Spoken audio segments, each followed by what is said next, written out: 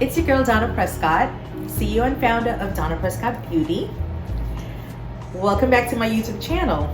So thank you to everyone who continually join me every week for these chats, and to all my new people to the tribe. I just want to say I'm happy to have you guys.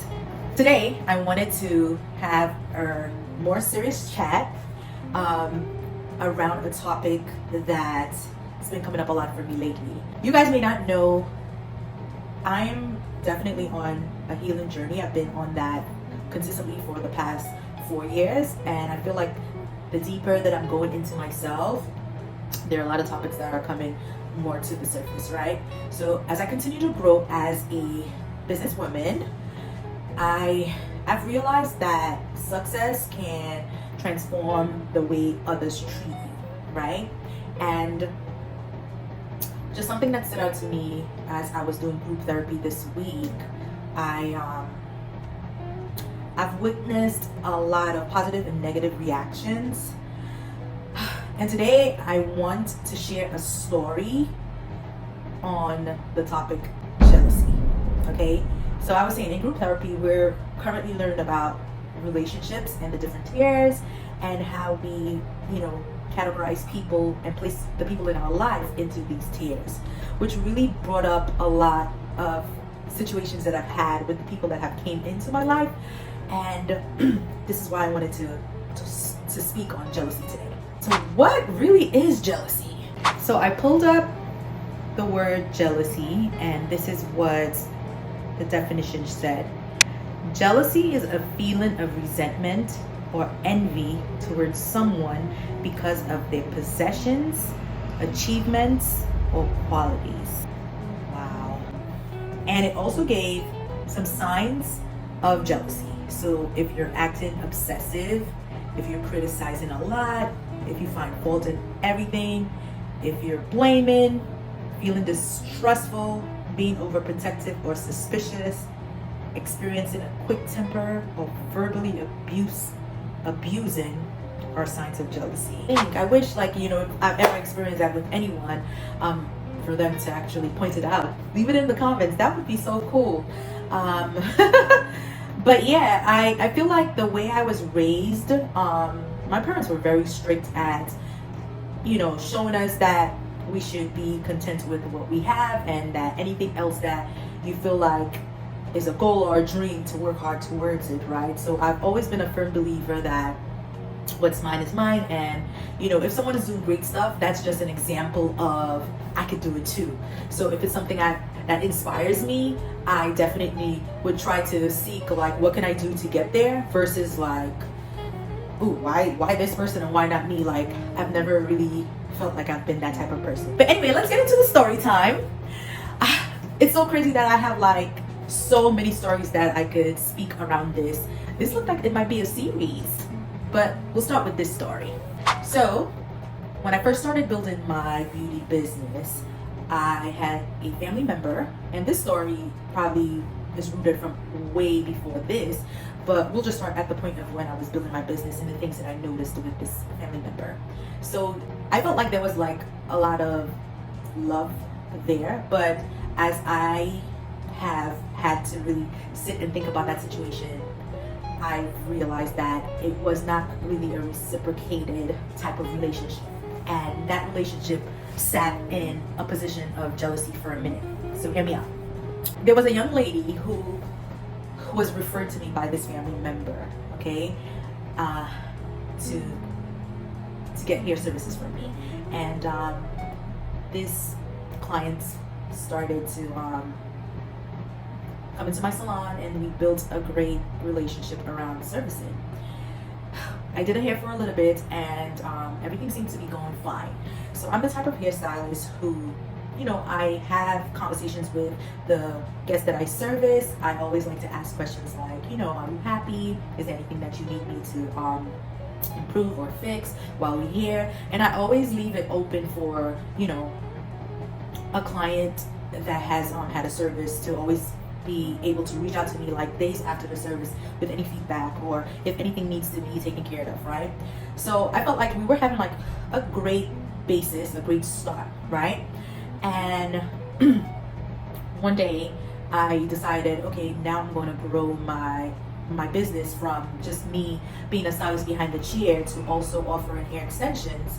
And this client was one of the first clients that I got the opportunity to, put a package of hair services plus the hair, which is the extensions, the product, together in a package, right? So I reached out to the family member who referred her for feedback around, what they felt was a good starting price for that. Remember, I'm brand new. I'm learning, different ways of offering the services plus the products, and I was not really in a position where I knew or was confident enough to just say a certain price to my customers or my clients and be like, this is what it is. But on top of it, also, that customer was friends with the family member who previously introduced us, right? So anyway, I reached out to that family member and I was like, hey, this is what I'm trying to do. How do you feel this price sounds? So I think I'll just tell you guys exactly what I said. So I told the family member, I wanted to charge the client $750, which include, the shampoo, the conditioner, a treatment, a trim, a sewing service, and 3 bundles of hair. And I think at that time, I can't really remember the lengths, but they were not super long. I think the longest length was probably around 22. So maybe let's say a 2022, a 18, a 20, and a 22-inch hair, right? So that was the full package. And when I asked the family member, like, what did she think? She was like, oh, that sounds good. I don't think that should be like an issue. It sounds fair. And just, present it to her and see what she says, which I did. And the customer was very open and willing to the price. She agreed, and we created an appointment for to get that service done. So everything has been going smooth so far, and they have the appointment. I'm with the client, and the client phones keep going off, like it keeps ringing. So I'm like, is everything okay? And she's like, oh, it's actually your family member calling me. So I was a little like, okay, why is she calling you? But hey, not my business. They friends, it's whatever. But she explained to me that, the family member was like, just let me know how the experience went after. And I'm like, okay, well, if she just wants to know like feedback of the service, that's cool. It's not an issue. Anyway, during that same service, the client, she actually confided in me that, that family member had been consistently, telling her that, hey, things haven't really been going really good my way. I'm a little strapped on cash. Maybe, sometimes you don't have to really go to Donna. You could come to me instead to offer so that, I could provide that service for you. So when the client said that, I was taken back a little bit. So I'm aware that this family member is able to provide hair services as well. But at that point in time, that family member no longer offered hair services. She actually had like a full-time 9-to-5, and I wasn't aware that she was providing services for anyone. And to be quite frank, initially, if that was the case, she should have just directed that client to herself and not to me. So me and this client have been working for a few months already for me to now hear about this. So I'm like, okay, I wonder what's going on with that. Anyway, we got through the service, and I asked my normal questions. Are you happy? Client was happy. Hair looked great. I was very proud of myself, and I felt like everything was good. We rebooked for her maintenance, I think 2 weeks after the service, right? All right, now fast forward to that. We're at the maintenance service. She comes in, and all of a sudden, I'm getting like this flood of complaints about the service. So I'm a little bit surprised, and I'm like, okay, so where is this coming from? Because when you left hair last, you were happy, you didn't have like all these concerns and feedback about the hair. And then it was brought to my attention that, you know, the family member was the person who actually, you know, criticized or gave so much feedback around the service that made that customer feel like, oh my God, like things were falling apart. Like it wasn't as great as they thought. But then again, I'm like, come on. It's on your head. You should know how you feel. Why are you letting someone feed that kind of stuff to you, and now you're bringing it back to my attention? Anyway, I left that alone. We did the maintenance service, and that was fine. And I just, you know, I said to her, like, please let me know again if there's any issues, like any concerns. You can always bring that to me. So up until that point, I don't think I really paid attention, right, to what was really happening in front of me. And also, I don't feel like I wanted to face the fact that this was actually starting to look like jealousy.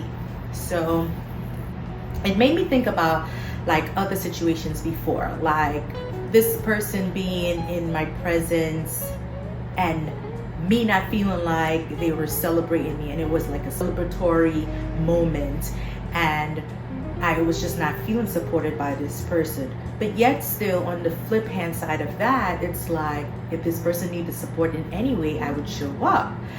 So that particular situation started making me like pay more attention to what was happening, and started thinking about like past situations and whatnot. But here's what I noticed. It was 2 appointments in with this hair service and product, right? So now we're planning to do this another time. So let's say it's like 2 months later and we have to do the whole thing over.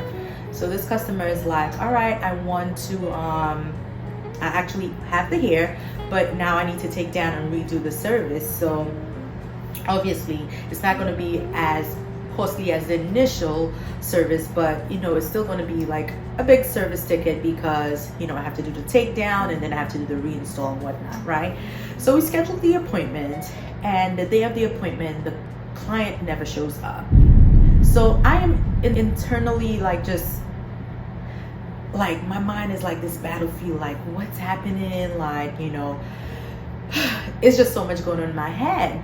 But obviously I have no evidence of what is really happening because the client never canceled or rescheduled. You know, she never gave me any notice whatsoever. For some reason my mind was just like, you know what, Donna, you're gonna have to just reach out to her and just find out like what's going on. I really don't know why, but I text this client and I said, hey, it's okay if you want this person to do your hair. I really don't have an issue with that, but what's not okay is you scheduling an appointment with me and not showing up, okay? And immediately she calls me back and she's like, how do you know that she did my hair?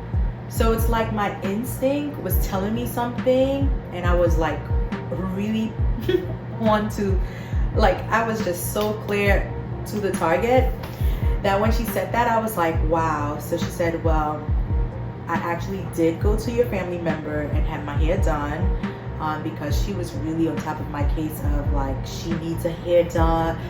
No, she needs to make some extra money. And I was just feeling bad and I wanted to support her and whatnot.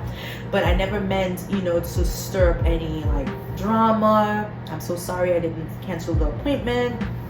I was just left stunned. It just seemed to be getting more shocking to me. So I said to her, listen, I'm not saying this to make you feel bad, but at the end of the day, it's your money. You have free will to have anyone service your hair. I've never been the type of hairstylist that takes any sort of situation like that personal. People could spend their money wherever and with whomever they want. I promise you, I am that type of stylist. I will not take it personal. I'm not going to make you feel bad. I'm not going to make you feel like you have to walk on eggshells if you come back to me. None of that stuff. Okay, so I said to her, if you choose to go there, that's on you. As I said before, the only thing I expect is if you can't make the appointment, let me know. If you need to reschedule, let me know. If you don't want to schedule an appointment with me, also, that's fine. But this is going to become an issue if we continue to move this way. So she was like, you know, very apologetic, and I was like, you know, it's okay, things happen, whatnot, blah blah blah. That was the end of our conversation, but I was just pissed after that. And that's the true feeling of what was happening to me at that moment, because I could not believe that, you know, that's actually what went down. The family member called me, and she was so upset at me.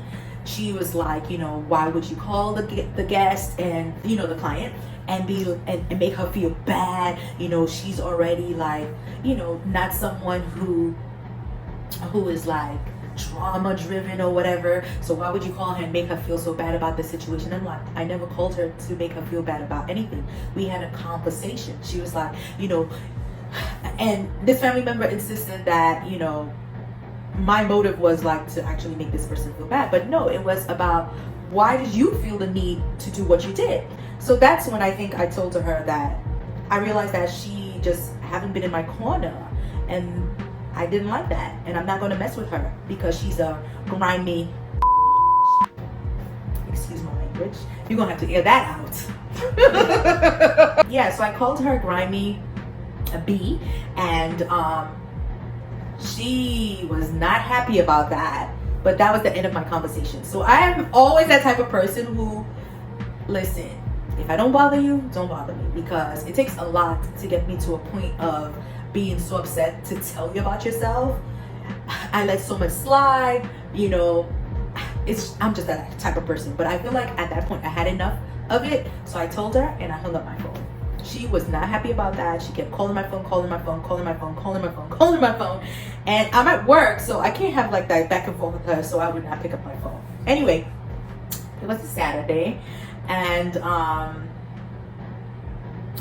I